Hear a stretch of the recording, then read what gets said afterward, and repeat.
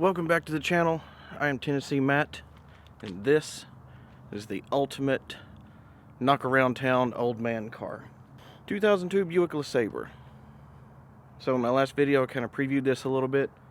I've always been told that I'm an old soul, whatever that means. When I first saw this car I thought, wow, that's a pretty cool car. And then when I got the opportunity to acquire it, I was beyond ecstatic. Let's talk about why. Now, for a lot of people my age, early to mid-30s, we grew up in the back of cars like this. My parents never had one, but one of my aunts did, and I got to ride in it a few times. It was always a cool car. But this particular type of car is the last of the great four-door sedan land yachts that just cruise down the road. When you're not in a hurry to get anywhere, but you want to get there in comfort and relative good style, something like this is what you get. Now, let's talk about how I got this car. Up until I purchased it, or I got it, was a one-owner car. Bought brand new by your stereotypical little old lady and her husband at the time. And I do have the original window sticker from where this was purchased. It was purchased in Knoxville, Tennessee, and you can see why right here. Now, in this day and age, with Priuses and electric cars and all that other crap, that's really not that good. But compared to the truck right there, that 29 mile per gallon highway is phenomenal. And this is actually the car with the best MPG that I have ever owned, ever. So going over this, standard vehicle price for 2002 Buick LeSabre Custom, which this is a nice car, but the Custom is the lower trim level. It doesn't have leather and the 10-disc CD changer and all that. So you know, life goes on. But original price before options, $24,290. After options such as air filtration system, aluminum wheels, air conditioning, brings the price up to $26,599. Now, looking back now, you can't really get a good Civic or Corolla for that price, hardly. Back in 2002, you could get yourself a mighty fine Buick. So how did this fine piece of American machinery and engineering get to become the latest Tennessee Mattmobile? It's a good question. I acquired this beauty through a very, very good friend of mine. He has been mentioned on the channel before, not by name, but he has been mentioned before. One of my best friends, if not the best. This was his mother-in-law's car. She's getting up in years and no longer driving. Back in the summer, I was helping him do some repairs on her garage door opener. And I noticed this car sitting there. This has been garage kept its entire life. And I said, hey, well, you know, what's she gonna do with that car? And he said, well, yeah, I don't know, kind of hang on to it, whatever. At the time, I was not looking for a new car, but getting a new job.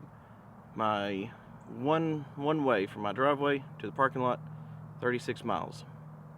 So round trip, if I don't go anywhere for lunch, is still quite rough in the old gas hog truck here at 15 to 16 miles per gallon at roughly $3 a gallon as of the filming of this video. So I got to thinking about this car the other day and said, wonder if they'd want to get rid of it. So I texted him, talked about it, and he said, just come get it, works for me. So I knew this car was in good condition. It did need a battery. I did have to put new tires on it. Like I said, it's been sitting since 2017. The service sticker here, service was due January 10th, 2017. It was last registered for a 2017 sticker. So given that information, it probably last drove in 2016, late 2016, if I was a betting man. So altogether, I've really not put that much money into the car. So when I went to look at the car in more detail in person, opened the interior, it's immaculate in here. It really, really is showroom fresh inside. There were a few stains on the seat that I've been able to get out with some upholstery cleaner, but the dash, all this stuff, beautiful. Looks like brand new.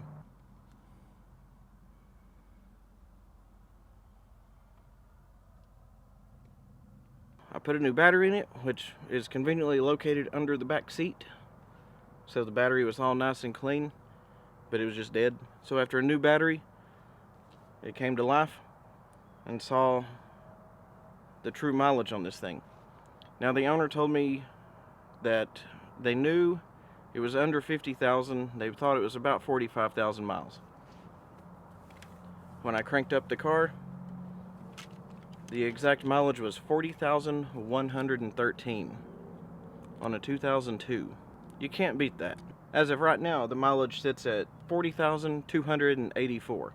And like I've said, this is the ultimate knock around town car. Whether you need just a quick trip to the grocery store, or you're making a run up to Sam's or Costco, that trunk, you got plenty of room to haul whatever you need.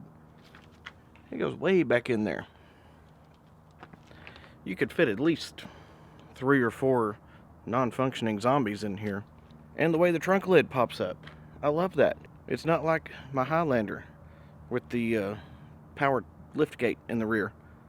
If that thing breaks out of warranty, oh my God, just sell the car. But this, you don't need that. Just push the button, pops right open, just like it should. There are some things that the old way is better. So going back to when I first got this car, put a new battery in it, everything came back to life. We saw the mileage, 40,113. So I took the key, put it in here. And when I first cranked it over, it kind of sputtered a little bit. Granted, it hadn't ran in over 4 years, but I did put 5 gallons of fresh 100% gas in it to kind of dilute the older stuff and give it some vitality again. And I did check the oil. I think this car had an oil change not long before it was parked for 4 years, because, and I don't know if you will hear that across the microphone here. That freaked me out the first time it did that. And then I realized, oh, this car has air shocks in the rear. So that's just the air pump kicking on. When I first cranked it, kind of turned over, sputtered a little bit, then cranked it again, started right up. No smoke whatsoever. No blue smoke, no nothing. The oil, when I looked at it, looked like pancake syrup, lighter pancake syrup. And check this out. Runs like a champ. Let's take a look at it. Yeah, you come up here, beautiful Buick logo. Hood struts still work just fine, just work like they should.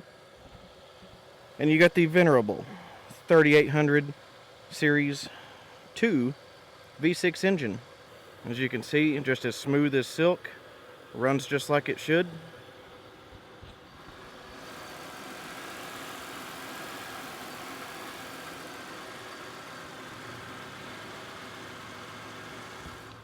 And another great thing about this car, should I have to do any work on it, everything's easy to get to. Now there are a few well-known issues with this, one of those being the intake gasket. I did look at that and nothing was seeping, everything looked great. The underneath of this car looks immaculate as well. Let's take a look at that. This has a stainless steel exhaust system. At least that's what I've been told.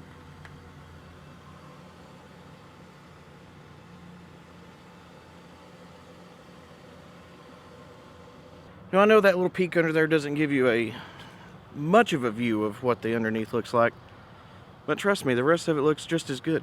And it does have seating for 6. You can fit 3 people in the back seat. Raise up the center console here. Put somebody right there beside you. And one thing that's really cool, and that you don't get in a lot of modern cars, or any that I know of really, this right here. It's all open. So you can get in from either door and just go where you need to go.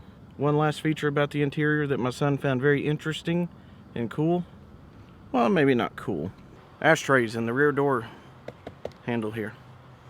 He got in the back and was looking at that. He said, "Dad, what are these?" My boy, those are ashtrays.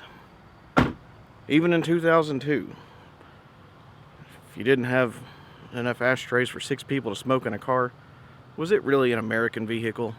So to end, this is definitely not the last of this car that you will see. I've got some plans in the future for it. But just to kind of recap, we had new tires, new battery, and over here on this side, had to put a new piece of glass in there. 12 bucks on eBay. It's another great thing about these cars. They're super cheap to work on and maintain. And it does need a new window regulator. This one doesn't roll down. But the car is in overall great condition. There are a few scuffs here and there. Not as many as you might expect being driven by a senior citizen for all of its life up until now. There are a little light scuffs on the mirror here. And this might have been what my friendly subscriber in the Netherlands was noticing in my last video about this. Little scrape here. I did not notice this until today, even though I've had the car for a week now. So, now that little man's out here, what do you think about this car? If I see a Tesla while driving it, super embarrassed, but I love it. There's nothing embarrassing about this car. Yes, there's a lot of things. It's a great car. And it is, like I said again, the ultimate knock-around town car. Now granted, like I said, it is in great condition. The paint, I have not washed it yet, but I imagine the paint will shine up wonderfully. You know, if it gets dented or dinged in the parking lot, it's not the end of the world. I paid nothing for this car. As of right now, I've got maybe $700 into it with tires, battery, window regulator, and the new glass. Who knows how many more of these are tucked away in garages of little old ladies. But not much longer. If you're looking for one of these, go find it now. There's not many examples like this left. And who knows? This may be a collector car one day. I hope so. There's one thing I know for sure, though. It'll be the little man's first car. Better be. It better be. And one other thing about these cars that I personally think make these a hidden gem, a gold mine, if you will. Even though this is a 2002 LeSabre, barely has 40,000 miles on it, I can drive this thing another 20, 30 years with relatively little maintenance. It's got the 3800 Series 2 V6 engine, very reliable, good on gas, decently peppy. Transmission shifts smooth as silk. But the KBB value, even in these crazy inflated times, private party value, in very good condition, is barely $6,000. Everyone wants to think, you know, Honda and Toyota, you know, the Civic, Corolla, Camry, Accord, all that kind of stuff. You know, if you want to get a good gas saver, which those are better on gas. But I would put this up, reliability-wise, against one of those any day. I wouldn't say that about modern Buicks, modern GM stuff, but back in 2002, they were still making a good car. So thanks for watching, and stay tuned for more. This is definitely not the last you'll see of this beauty.